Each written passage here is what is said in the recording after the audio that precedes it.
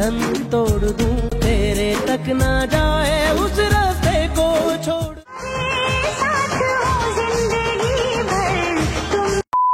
Hello everyone, তোমরা title এবং thumbnail দেখে বুঝতেই পেরে গেছো যে আজকের ভিডিওতে আমি কাদেরকে নিয়ে আলোচনা করব। হ্যাঁ, আজকে আমি আলোচনা করতে চলেছি মিথির দাদা এবং বৌদির কি হয়েছে। কারণ এটা তোমরা কিন্তু এখনো প্রায় 8-9 মাস হয়ে গেল তাদের যে ছাড়াছাড়ির ব্যাপারটা, অর্থাৎ তারা কিন্তু দুজনে আলাদা রয়েছে, মিথির দাদা একদিকে এবং মিথির বৌদি একদিকে। এই জিনিসটা নিয়ে তোমরা অনেকেই কিন্তু তাদের কমেন্ট সেকশনে কমেন্টস করে করে প্রায় থকেই গেছো, কিন্তু তোমরা এখন কিন্তু উত্তরটা জানোনি তাদের কি হয়েছে অ্যাকচুয়ালি।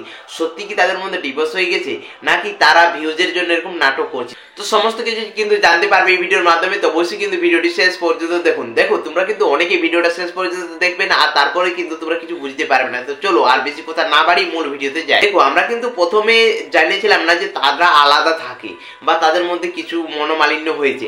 আমরা কখন বুঝতে পারি, যখন তুলিকা চলে গেছে বাপের বাড়ি, সেই ভিডিওটা কিন্তু আপলোড করেছে।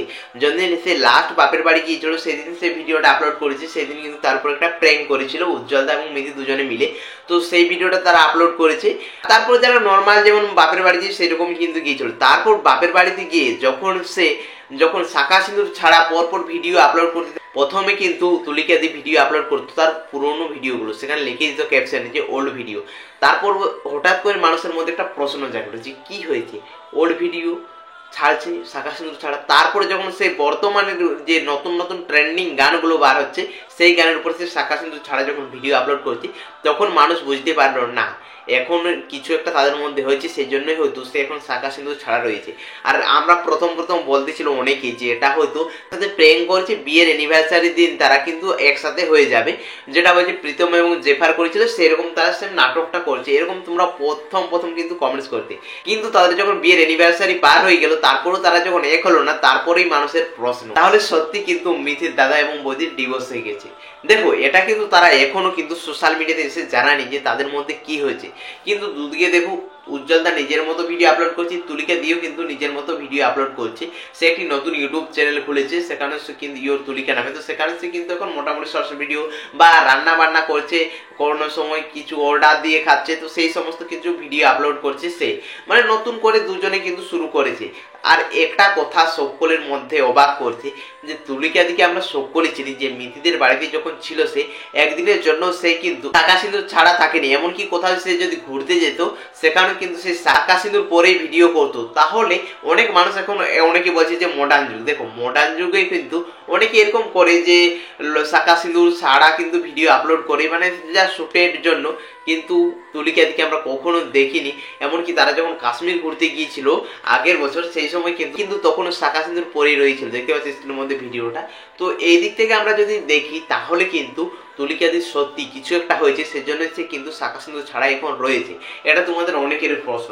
একজন যেমন কমেন্টস করেই বলছে যে কষ্ট পেও না বনু, তুমি ওর থেকে ভালো ছেলে ডিজার্ভ করো। তো এই যে কমেন্টসটা করেছে তাকে আমি বলতে চাই, দেখো আমরা কিন্তু কখনো কোনো ভিডিওতে দেখিনি যে উজ্জ্বলদা তার উপর কোনো রেগে রয়েছে। হ্যাঁ, তার উপর দু একটা প্র্যাঙ্ক ভিডিও আপলোড করেছিল, সেইগুলোকে কিন্তু এখন মানুষ অনেকে লিখে দিচ্ছে যে এরকম ছেলেকে কেউ বিয়ে করো না, কারণ সেই চুলডোটে ধরাধরির একটা ব্যাপার, মানে প্র্যাঙ্ক, জাস্ট প্র্যাঙ্কের জন্যই কিন্তু এটা করেছিল। তো রিয়েল লাইফে কিন্তু উজ্জ্বলদাকে আমরা সকলেই জানি যে কিরকম, কারণ তার ব্লগগুলো দেখলে আমরা বুঝতে পারি যে সে কিরকম। তো যাই হোক বন্ধুরা, এরকম যে কমেন্টস করছো যে এর থেকে ভালো ডিজার্ভ করে, দেখো উজ্জ্বলদা কিন্তু কোনো অংশে কম নয়। যাই হোক, তাদের মধ্যে কিছু একটা ভুল বুঝাবুঝি হয়েছে, সেটা তো আমরা জানি না। আরো যেমন একজন কমেন্টস করে জানিয়েছে, দিদি তুমি কি আর শ্বশুর বাড়ি যাবে না? দেখো, এরকম কিন্তু অনেক মানুষই কমেন্টস করছে তুলিকা দিকে, কারণ প্রায় 8 থেকে 9 মাস হয়ে গেল তারা আলাদা রয়েছে, আর এটা কিন্তু কেউ মেনে নিতে পারছে না। তাদের অত সুন্দর একটি জুটি যখন এরকম হয়ে গেল, দেখো কিছুদিন আগে কিন্তু তাদের বিয়ে ঘরগুলো পার হলো, অর্থাৎ মিথির মামা ঘরে যে বিয়েগুলো হলো, তো সেখানে কিন্তু তুলিকা দিকে ইনভাইট করেনি। তার মানে সত্যি কিছু তো হয়েছে তাদের মধ্যে। অনেকে বলছে যে ডিভোর্স হয়ে গেছে। দেখো, আমি বলবো ডিভোর্স বলাটা ঠিক না, কারণ এখন তারা সোশ্যাল মিডিয়াতে জানায়নি যে অ্যাকচুয়ালি কি হয়েছে। কিন্তু উজ্জ্বলদা কিছু কথা শেয়ার করেছে, চলো সেগুলোই তোমাদেরকে জানিয়ে দিই, যেটা আমরা দেখার পর বুঝতে পেরে যাবো যে তাদের আলাদা থাকার কারণটা কি। তো উজ্জ্বলদা একটা ফটো পোস্ট করেছে, দেখতে পাচ্ছ। ফটোটার ক্যাপশনে দিয়েছি, টাকা ছাড়া পুরুষ মানুষের মতো অসহায় প্রাণী পৃথিবীতে দ্বিতীয়টি নেই।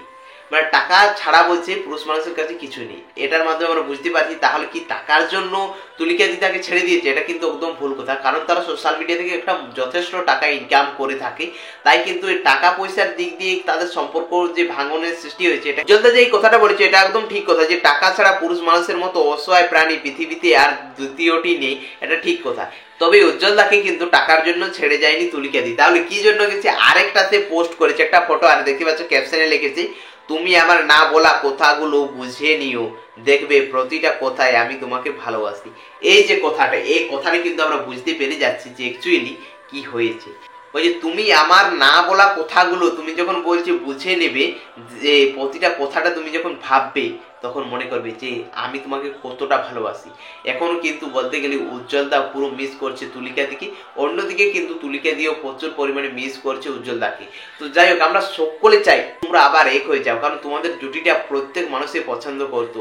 যাই হোক, আমরা সকলে চাই যেমন উজ্জ্বলদা এবং তুলিকা দি দুজনে কিন্তু ভালো থেকো। যাই হোক, তোমরা যেটা ঠিক মনে করো, যে দেখো আমরা দর্শক কি চাই যে তোমরা আবার এক হয়ে যাও, কারণ সত্যি তোমাদের দুজনকে আলাদা দেখতে ভালো লাগছে না, এটাই আমরা বলতেই পারবো, কিন্তু কাজ করতে হবে কিন্তু তোমাদেরকে। আর তোমরা যদি নিজেরা বুঝো যে আমরা একে অপরকে ছাড়া ভালো আছি, তাহলে আমরা কিছু বলে তো আর কিছু করতে পারবো না। যাই হোক বন্ধুরা, তোমাদেরকে এটাই জানা ছিল যে তোমরা কিন্তু প্রতিনিয়ত প্রশ্ন করে যাচ্ছ মিথি দি, তুলিকা দি এবং উজ্জ্বলদা তিনজনকেই তোমরা প্রচুর পরিমাণে কমেন্টস করছো যে তোমাদের মধ্যে কি হয়েছে, সত্যি কি ডিভোর্স হয়ে গেছে। তো দেখো, তারা কিন্তু এখনো সোশ্যাল মিডিয়াতে এসে জানানি যে তাদের মধ্যে কি হয়েছে। তবে এদের যে ছোটখাটো স্টোরি বা এরকম পোস্ট দেখার পর আমরা বুঝতে পেরে যাচ্ছি তাদের মধ্যে তাদের সম্পর্কে কিন্তু ভাঙন হয়েছে। তো যাই হোক বন্ধুরা, আমরা সকলে প্রার্থনা করি যেমন তোমাদের ভালোবাসাটা আবার পূর্ণতা পাক।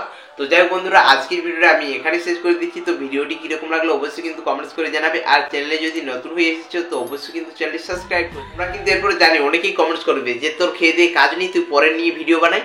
তো তাদেরকে আমি বলতে চাই আমি কিন্তু প্রতিনিয়ত অনেক কাজ করি, তো সেগুলো যদি তোমরা দেখতে চাও তাহলে চলে যাও মন্টু ভাই ব্লগস, দেখতে পাচ্ছ স্ক্রিনের মধ্যে। তো এটা হচ্ছে কিন্তু আমার ব্লগ চ্যানেল, যেখানে আমি ব্লগ ভিডিও আপলোড করি। তো তোমরা চাইলে কিন্তু সেখানে চেক আউট করতে পারো যে আমি কিন্তু অনেক কাজ করি, ঠিক আছে? লোকে নিয়ে শুধু ভিডিও বানাই না।